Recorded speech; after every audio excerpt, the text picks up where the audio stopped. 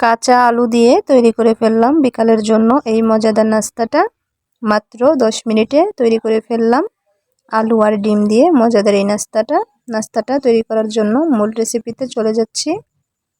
এখানে আমি কিছু আলু কুচি করে নিয়েছি, ভালো করে ধুয়ে পানিটাকে ঝরিয়ে নিয়েছি।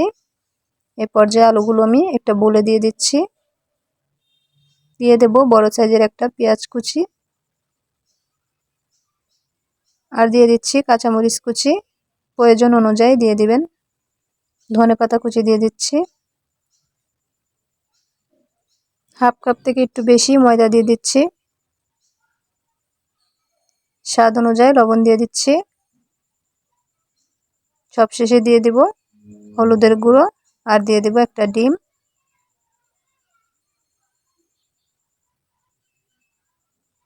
এবার হাত দিয়ে খুব ভালো করে মিশিয়ে নিতে হবে। এখানে কোনো রকমই পানি ব্যবহার করা যাবে না। এই ডিম দিয়ে খুব ভালো করে মিশিয়ে নিতে হবে। 2 থেকে 3 মিনিট ভালো করে মাখার পরে ঠিক এরকম হয়েছে। এ পর্যায়ে আমি ভেজে নেব।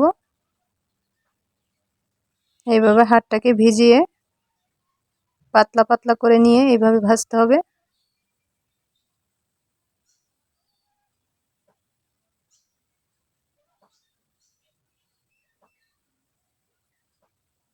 বড়ার শেপে আমি ভেজে নিচ্ছি।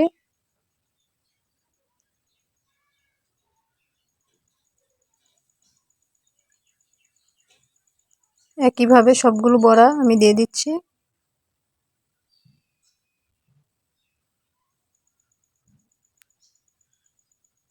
চুলার জালটা লো হিটে থাকবে। একটা পাশ হয়ে গেলে আর একটা পাশ উল্টে ভেজে নেব। আমার এই সহজ ভিডিওগুলো যদি ভালো লেগে থাকে অবশ্যই একটা লাইক করে দিবেন। চ্যানেলে নতুন হলে চ্যানেলটা সাবস্ক্রাইব করার অনুরোধ রইল। এরকম লালচে কালার ধরে গেলে এই পর্যায়ে আমি তুলে নেব। খাতার কাগজ বাকি টিস্যুতে এক্সট্রা তেলটাকে ঝরিয়ে নিতে হবে। তৈরি হয়ে গেল বিকালের নাস্তার জন্য মজাদার এই নাস্তাটা।